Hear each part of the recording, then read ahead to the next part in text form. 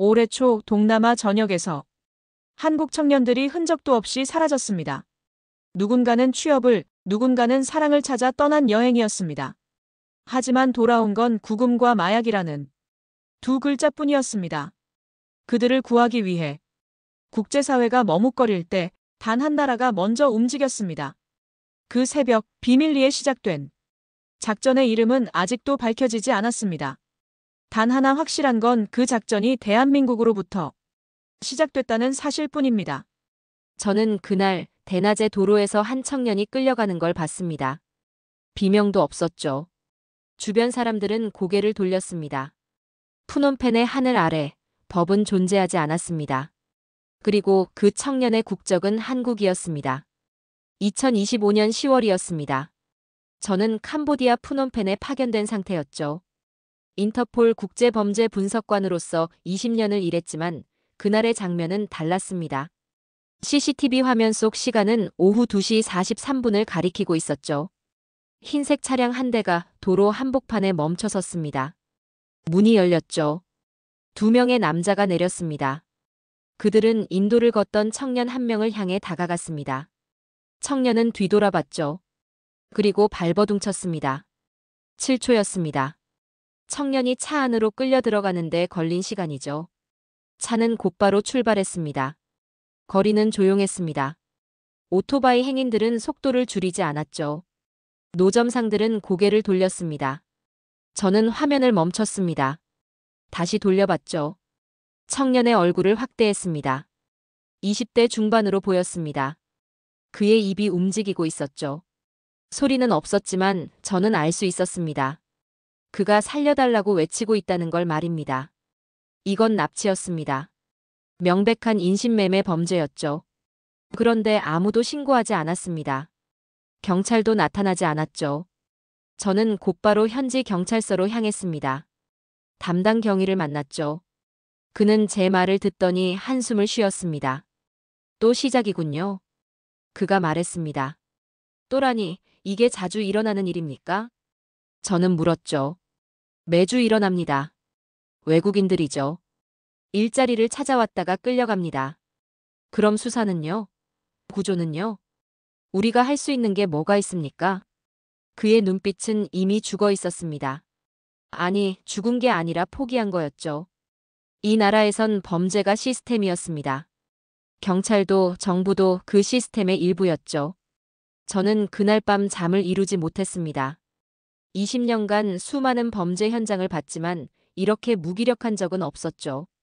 국가가 국민을 지켜야 한다는 최소한의 의지조차 사라진 땅이었습니다. 다음 날 새벽 제 전화기가 울렸습니다. 현지 협력자였죠. 에드워드, 어젯밤에 또 한 명 죽었습니다. 누굽니까? 외국인이에요. 20대 남성입니다. 프린스 그룹 소유 건물에서 추락했다고 하네요. 저는 몸이 굳었습니다. 국적이 어디죠? 한국입니다. 대학생이었대요. 한국. 그 이름이 제 귓가에 울렸습니다. 저는 곧바로 현장으로 향했죠. 건물 앞엔 경찰 테이프가 쳐져 있었습니다. 하지만 수사관은 보이지 않았죠. 단지 청소부 한 명이 바닥을 닦고 있을 뿐이었습니다. 저는 주변을 둘러봤습니다. 건물 외벽에 긁힌 자국이 보였죠. 창문 하나가 깨져 있었습니다. 이건 추락이 아니었습니다. 탈출 시도였죠.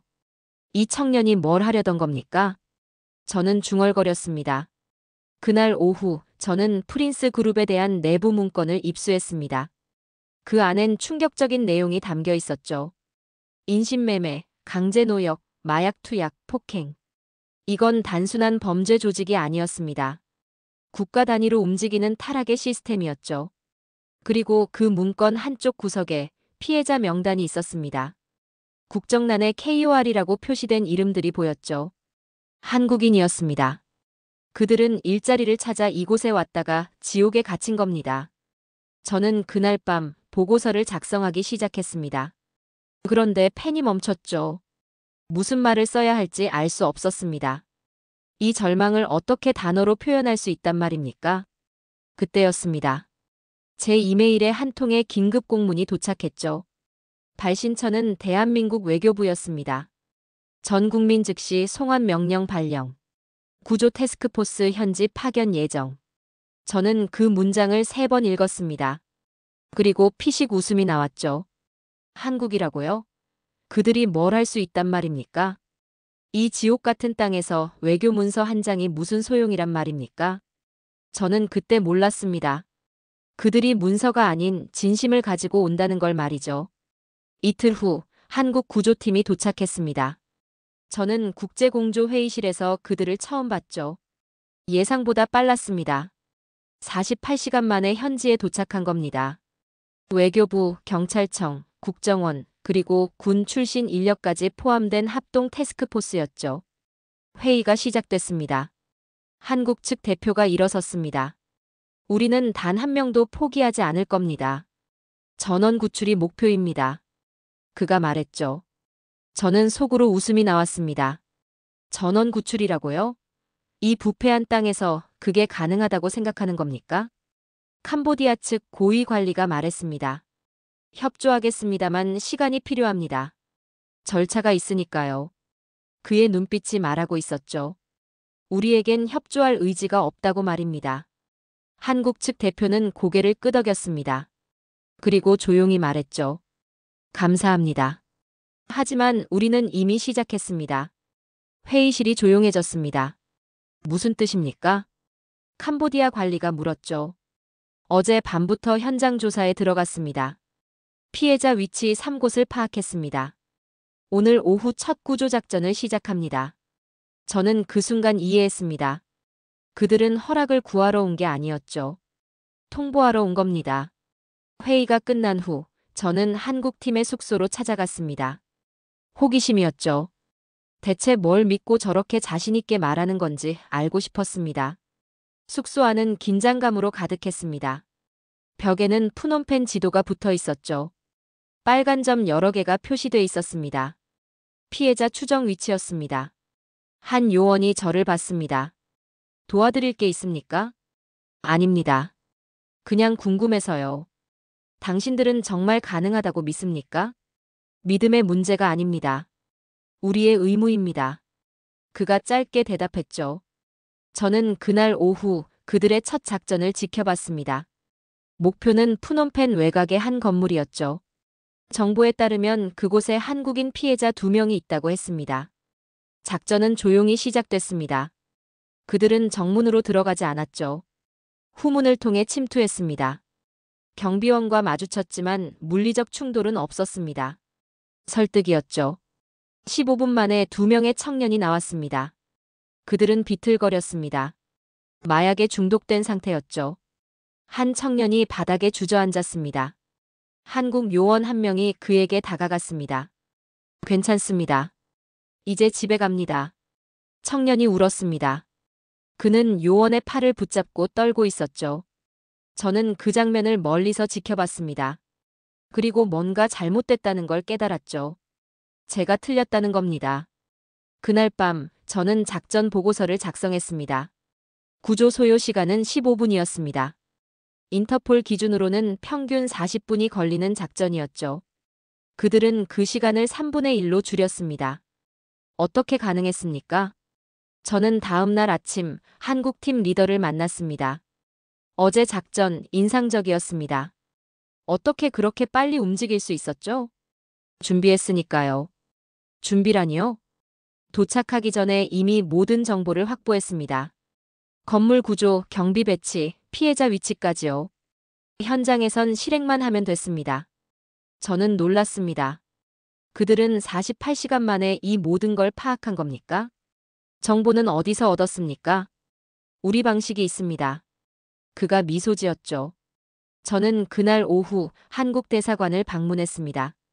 그곳엔 별도의 상황실이 있었죠. 10여 명의 인력이 컴퓨터 앞에 앉아 있었습니다. 화면엔 수많은 데이터가 흘러가고 있었습니다. 한 요원이 설명했습니다. 금융거래 데이터를 추적하고 있습니다. 프린스 그룹의 자금 흐름을 따라가면 피해자들의 위치가 나옵니다. 현지 경찰도 못하는 일인데요. 그들은 안 하는 겁니다. 못하는 게 아니라요. 저는 그 말에 할 말을 잃었습니다. 그날 저녁 2번째 구조작전이 있었습니다. 이번엔 도심 한복판의 오피스텔이었죠. 피해자는 3명이었습니다. 작전은 새벽 4시에 시작됐습니다. 저는 이번에도 동행했죠. 그들은 조용히 건물에 진입했습니다. 경비원은 잠들어 있었습니다.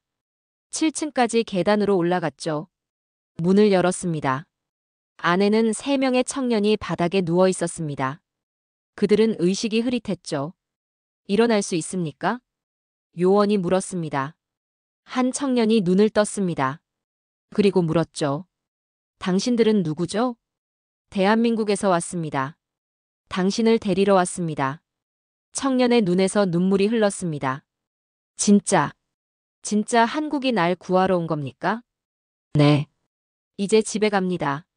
저는 그 대화를 듣고 있었습니다. 그리고 가슴이 먹먹해졌죠. 이건 쇼가 아니었습니다. 그들은 진심이었습니다. 작전은 20분 만에 끝났습니다. 3명 모두 무사히 구출됐죠. 차량에 태워 대사관으로 이동했습니다. 저는 그날 밤 제 보고서를 다시 펼쳤습니다. 그리고 첫 문장을 지웠죠. 한국의 대응은 외교적 제스처에 불과하다. 대신 이렇게 썼습니다. 한국은 말이 아닌 행동으로 답했다. 그들의 속도는 내 모든 예측을 초과했다. 저는 처음으로 생각했습니다. 제가 틀렸을지도 모른다고 말이죠. 사흘째 되는 날, 한국팀은 불가능에 도전했습니다. 동시다발 작전이었죠. 푸놈펜 내 3곳의 구금소를 한꺼번에 급습한다는 계획이었습니다. 저는 그 브리핑을 듣고 말했습니다. 미쳤습니까? 한 곳도 위험한데 3곳을 동시에요? 시간이 없습니다. 그들이 눈치채기 전에 끝내야 합니다. 팀 리더가 대답했죠. 새벽 5시 작전이 시작됐습니다. 저는 1번 지역팀과 동행했습니다. 목표는 외곽의 폐공장이었죠. 정보에 따르면 그곳에 한국인 5명이 갇혀 있다고 했습니다. 차량이 멈췄습니다. 요원들이 내렸죠. 그들의 움직임은 군인 같았습니다. 정확하고 빨랐습니다. 공장 정문은 잠겨 있었습니다. 후문으로 돌아갔죠. 경비원 2명이 있었습니다. 한국 요원이 다가가 뭔가 보여줬습니다. 경비원들이 물러섰죠. 뭘 보여준 겁니까? 저는 옆에 있던 요원에게 물었습니다. 돈이 아닙니다. 증거입니다. 그들 가족의 사진이었죠. 우리가 알고 있다는 걸 보여준 겁니다. 건물 안은 어두웠습니다. 손전등 불빛만이 길을 비췄죠. 2층으로 올라갔습니다. 복도 끝에 철문이 보였습니다. 문을 열었습니다. 그 안의 장면을 저는 평생 잊지 못할 겁니다. 5명의 청년이 바닥에 누워 있었습니다. 그들은 뼈만 앙상했죠. 팔에는 주사 자국이 가득했습니다. 한 명은 눈을 뜨지 못했습니다. 의료팀 즉시 투입하십시오. 리더가 무전을 쳤습니다. 한 청년이 눈을 떴습니다. 그는 천장을 바라보고 있었죠. 그리고 중얼거렸습니다. 여긴 어디죠? 안전한 곳입니다. 이제 괜찮습니다. 요원이 그의 손을 잡았습니다. 청년이 울기 시작했습니다. 소리 없이 눈물만 흘렀죠. 한국. 진짜 한국이 날 찾아온 겁니까? 네. 우리가 데리러 왔습니다. 저는 그 장면을 지켜봤습니다. 그리고 뭔가 목이 메는 걸 느꼈죠. 작전은 40분 만에 끝났습니다. 5명 모두 구출됐습니다. 동시에 진행된 다른 2작전도 성공했죠. 총 12명이 구조됐습니다. 그날 오후 캄보디아 언론이 움직이기 시작했습니다. 한국 자국민 구출 작전 성공. 대한민국 캄보디아서 피해자 12명 구조. 헤드라인이 쏟아졌죠. 국제 언론도 따라왔습니다. BBC, CNN, 로이터까지 보도했습니다. 코리아 레스큐즈 이츠오운. 그 문장이 제 눈을 멈추게 했습니다. 저는 한국 대사관으로 갔습니다. 구조된 청년들이 그곳에 있었죠. 의료진이 검사를 하고 있었습니다. 마약 검사, 건강검진, 심리 상담까지 진행됐습니다. 한 요원이 말했습니다. 내일 새벽 전원 귀국합니다. 본국에서 치료받을 겁니다. 이렇게 빠르게 움직일 수 있습니까? 이미 준비됐습니다. 비행기, 의료진, 보호시설 모두요. 저는 놀랐습니다. 그들은 구조만 계획한 게 아니었죠. 그 이후까지 모두 준비한 겁니다. 그날 밤 저는 제 호텔방에서 창밖을 바라봤습니다. 푸놈펜의 밤은 여전히 어두웠죠. 하지만 뭔가 달라진 것 같았습니다. 저는 노트북을 열었습니다. 보고서 제목을 바꿨죠. 더 네이션 댓 리스판츠. 응답하는 나라. 한국은 말이 아닌 행동으로 답했습니다. 그들은 영웅을 만들지 않았죠. 시스템을 보여줬습니다. 저는 그날 국격이라는 단어를 새로 정의했습니다. 국격이란 국민 한 명을 구하기 위해 국가 전체가 움직이는 힘이라고 말입니다. 구조작전 나흘째 상황이 달라졌습니다. 저는 아침 일찍 국제공조회의에 참석했습니다. 캄보디아 내무부 고위관리가 들어왔죠. 그의 표정이 굳어 있었습니다. 공조를 일시 중단합니다. 그가 말했습니다. 회의실이 조용해졌죠. 무슨 말씀이십니까? 한국 측 대표가 물었습니다. 우리 정부의 결정입니다. 외국 구조단의 독자 행동은 주권 침해로 간주됩니다. 우리는 자국민을 구출하고 있을 뿐입니다. 그 과정에서 우리 법을 위반했습니다. 더 이상 협조할 수 없습니다. 저는 그 말을 듣고 이해했습니다. 누군가 내부에서 압력을 넣은 겁니다. 프린스 그룹과 연결된 고위층이 움직인 거죠. 회의가 끝난 후 저는 복도에서 한국팀 리더를 만났습니다. 이제 어떻게 하시겠습니까? 계속합니다. 협조 중단 통보를 받았는데요. 우리의 임무는 국민을 구하는 겁니다. 허락이 필요한 일이 아닙니다. 그의 목소리는 단호했습니다.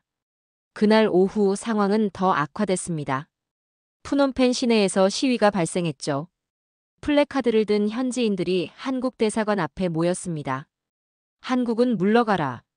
캄보디아 주권을 존중하라. 저는 현장에 갔습니다. 시위대 뒤편을 살폈죠. 낯익은 얼굴들이 보였습니다. 프린스 그룹 소속 인력들이었습니다. 이건 자발적 시위가 아니었죠. 조직된 방해 공작이었습니다. 한국 대사관 직원들이 나와 있었습니다.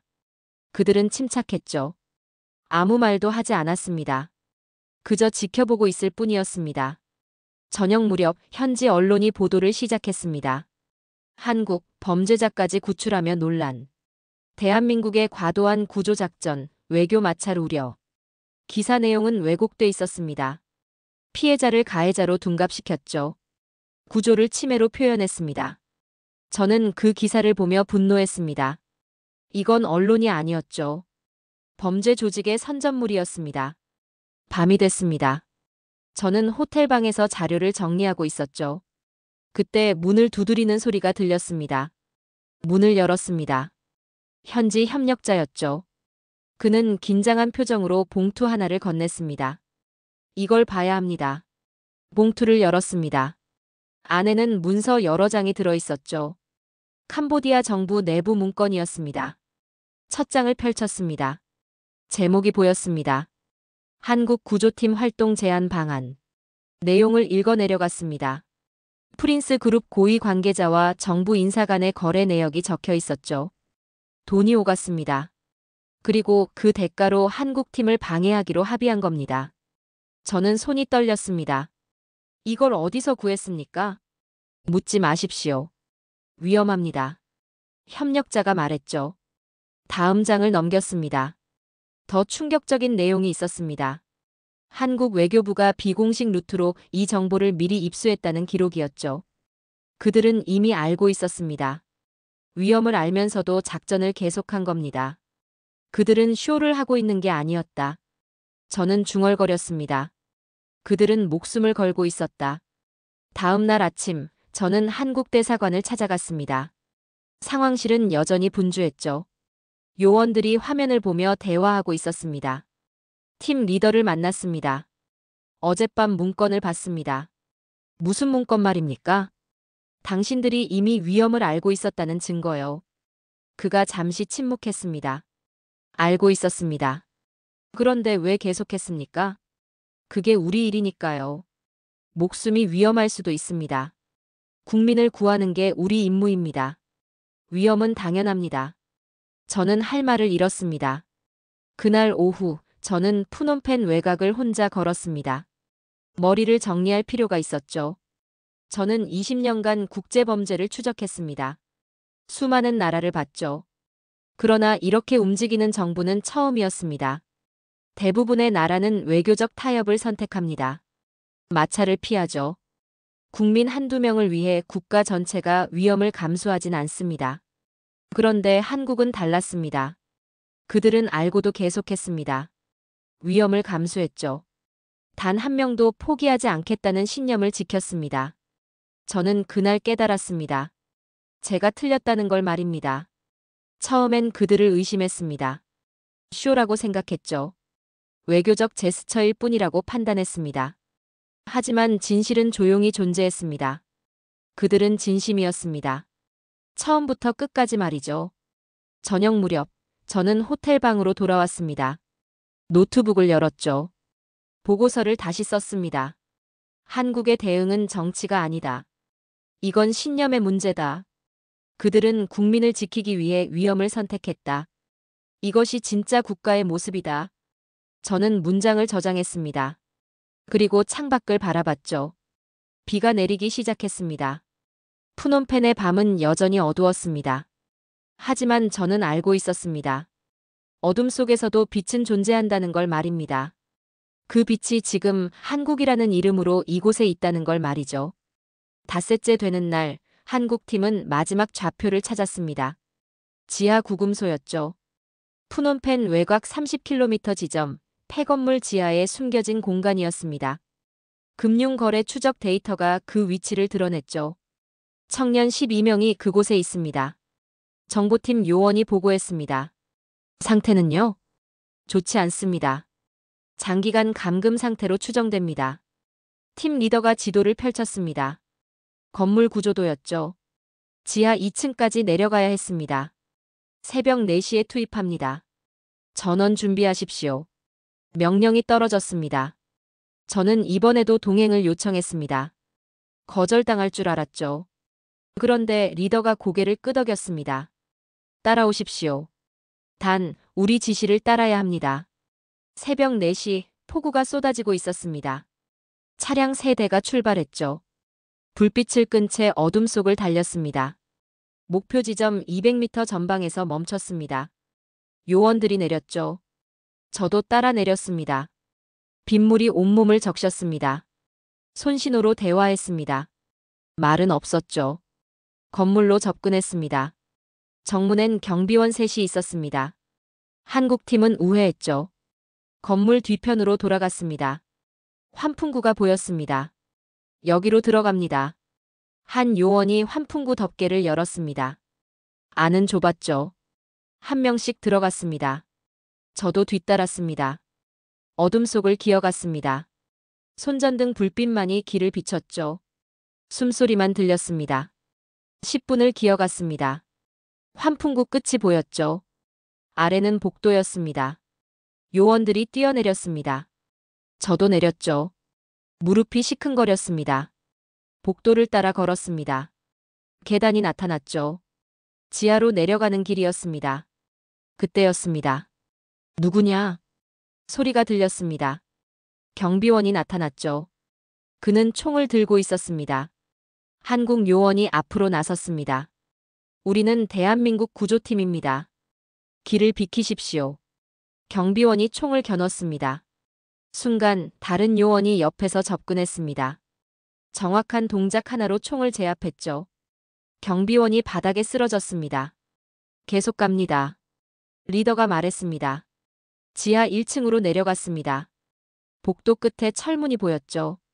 자물쇠가 채워져 있었습니다. 한 요원이 도구를 꺼냈습니다. 자물쇠를 풀었죠. 30초가 걸렸습니다. 문이 열렸습니다. 악취가 코를 찔렀습니다. 저는 손으로 코를 막았죠. 안으로 들어갔습니다. 손전등이 공간을 비췄습니다. 12명의 청년이 바닥에 누워 있었습니다. 그들은 움직이지 않았죠. 의료팀 투입. 리더가 외쳤습니다. 의료진이 들어왔습니다. 청년들을 하나씩 확인했죠. 맥박 있습니다. 이쪽도 살아 있습니다. 전원 생존이었습니다. 한 청년이 눈을 떴습니다. 그는 천장을 바라봤죠. 입술이 움직였습니다. 물. 요원이 물통을 건넸습니다. 청년이 마셨죠. 그리고 울기 시작했습니다. 여긴 어디죠? 안전한 곳입니다. 우리가 데리러 왔습니다. 누구죠? 대한민국입니다. 청년의 눈에서 눈물이 쏟아졌습니다. 한국이 날 찾아온 겁니까? 네. 이제 집에 갑니다. 청년이 요원의 손을 붙잡았습니다. 그는 떨고 있었죠. 그들은 날 버렸어요. 아무도 안 왔어요. 근데 진짜 한국이 날 데리러 왔단 말이죠? 네. 우린 단 한 명도 포기하지 않습니다. 저는 그 장면을 지켜봤습니다. 눈시울이 뜨거워졌죠. 청년들을 들것에 실었습니다. 한 명씩 밖으로 옮겼죠. 비는 여전히 쏟아지고 있었습니다. 차량에 태웠습니다. 의료진이 응급처치를 시작했죠. 작전은 50분 만에 끝났습니다. 단 한 명의 인명피해도 없었습니다. 대사관으로 돌아오는 길, 저는 창밖을 바라봤습니다. 하늘이 밝아오고 있었죠. 한 요원이 말했습니다. 이게 우리 일입니다. 저는 고개를 끄덕였습니다. 그리고 생각했죠. 이건 기적이 아니라고 말입니다. 그들은 처음부터 국가의 의무를 다하고 있었을 뿐이라고요. 구조작전 엿새째 세상이 뒤집혔습니다. 서방 언론들이 일제히 비판을 쏟아냈죠. 영국 타임즈, 프랑스 르몽드, 미국 워싱턴 포스트까지 논평을 실었습니다. 한국의 독단적 구조작전, 주권 침해 논란, 대한민국, 캄보디아 내정의 과도 개입. 저는 그 기사들을 읽으며 분노했습니다. 그들은 책상 위에서 도덕을 논하고 있었죠. 현장엔 와보지도 않고 판단했습니다. 한국 대사관 앞엔 더 많은 시위대가 몰려들었습니다. 이번엔 규모가 컸죠. 500명이 넘었습니다. 한국은 물러가라.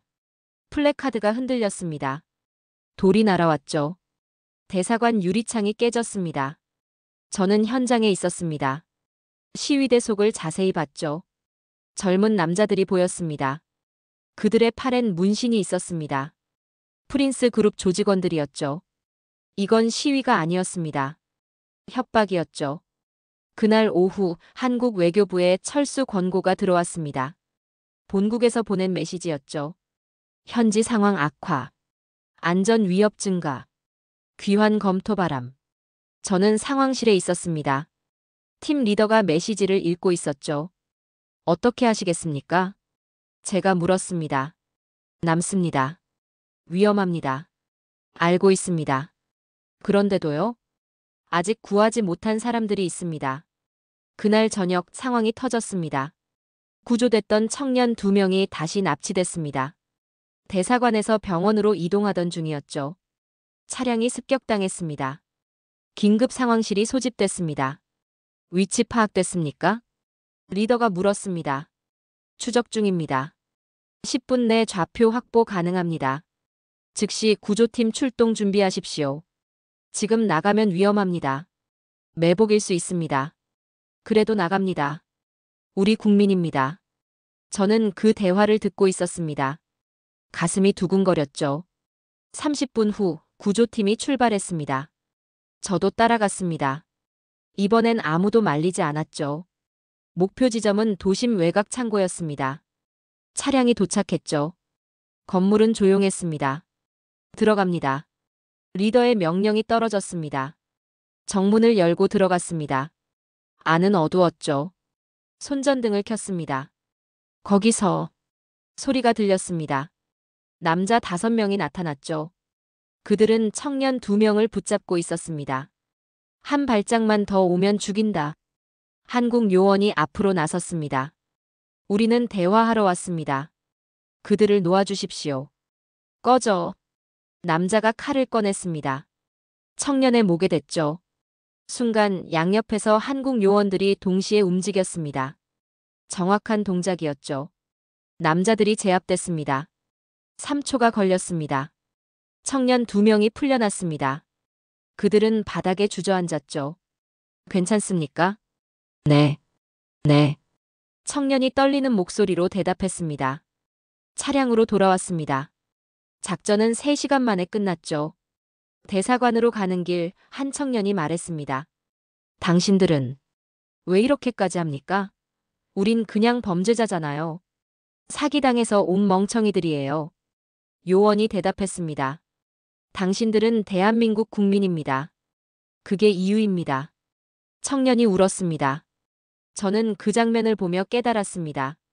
그날 저는 영국인이기를 잠시 멈췄죠. 그리고 인간으로서 감탄했습니다. 다음 날 세계 언론이 바뀌었습니다. CNN이 특집을 방송했죠.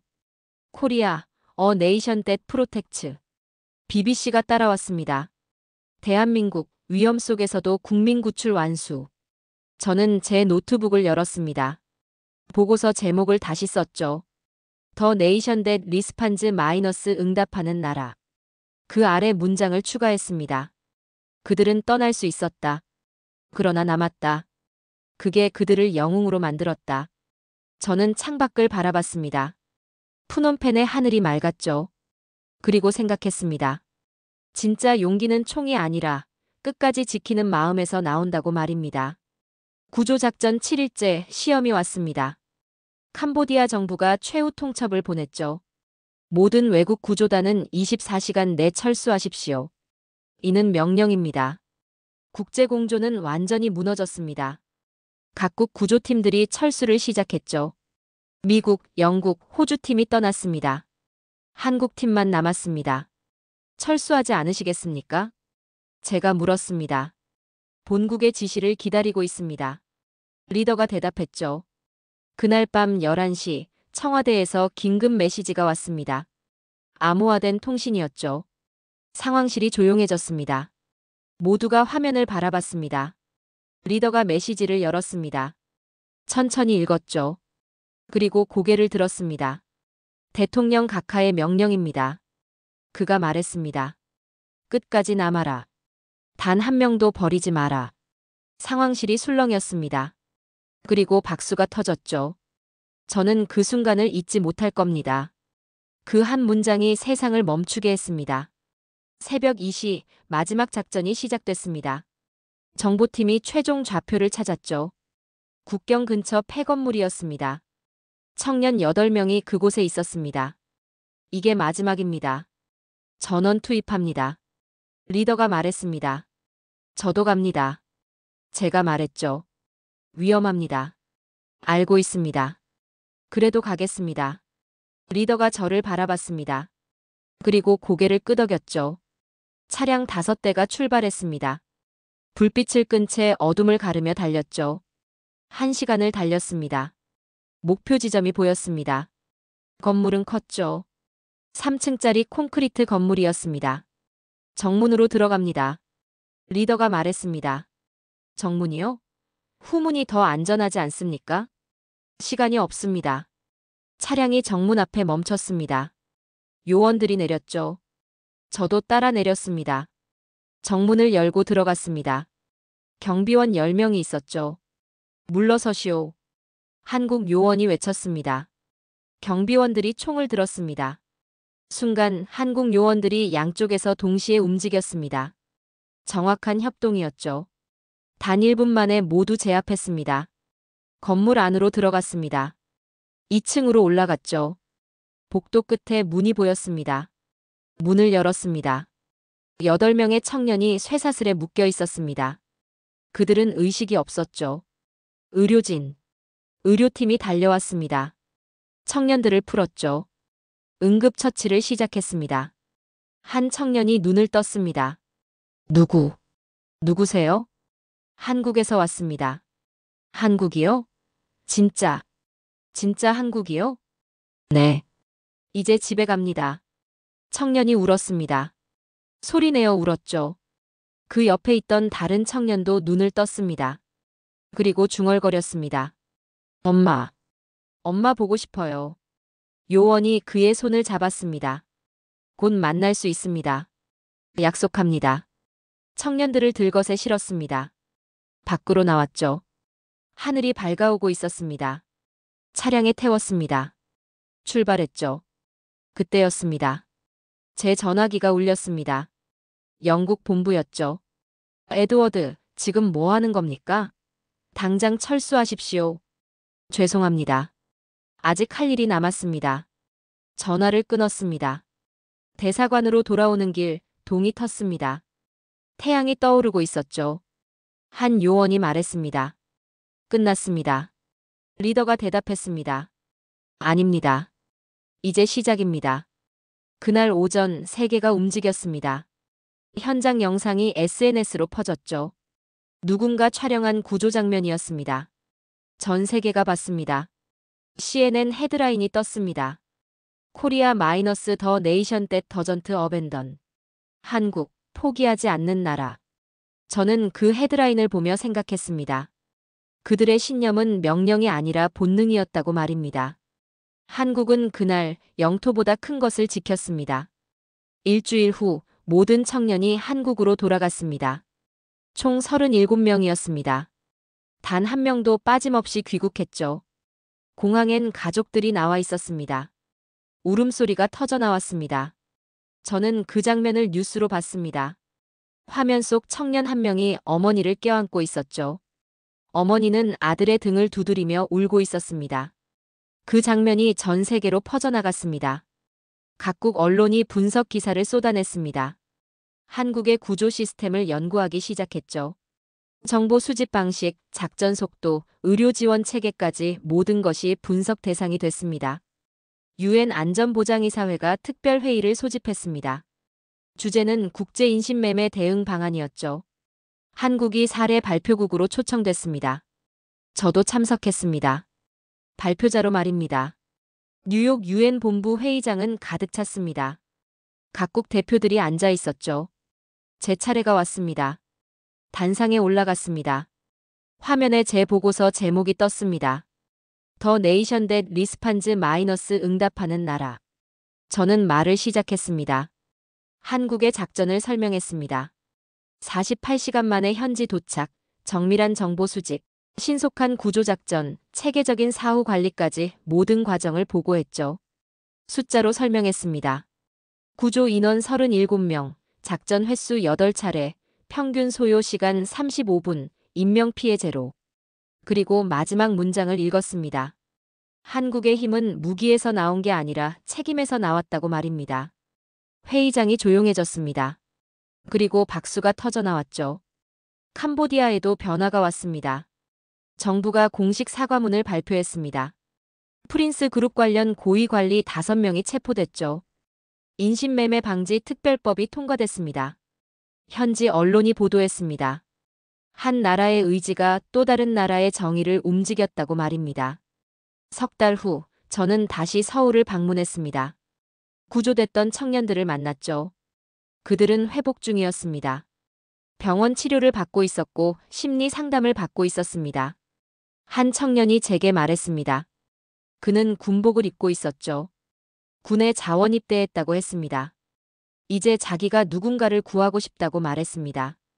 저는 그 말을 듣고 아무 말도 할 수 없었습니다.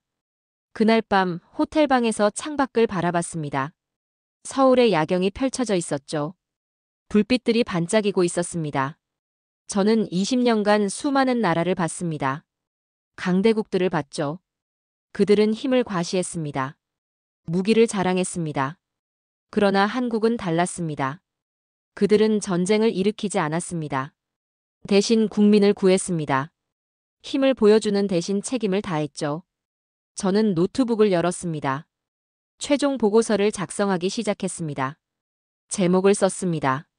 국격의 정의 마이너스 대한민국 사례 연구. 첫 문장을 적었습니다. 국격이란 국토의 크기가 아니라고 썼습니다. 군사력의 강함도 아니라고 적었습니다. 국격이란 국민 한 사람의 눈물을 닦아줄 수 있는 능력이라고 정의했습니다. 그리고 마지막 문장을 썼습니다. 저는 영국인입니다. 그러나 캄보디아에서의 일주일 동안 제 가슴엔 태극기가 펄럭이고 있었습니다. 문서를 저장했습니다. 창밖을 다시 바라봤습니다. 서울의 밤은 밝았습니다. 저는 이제 압니다. 진짜 강대국은 국민을 버리지 않는 나라라는 것을 말입니다. 그리고 한국은 이미 그 자격을 증명했다는 것을 말이죠.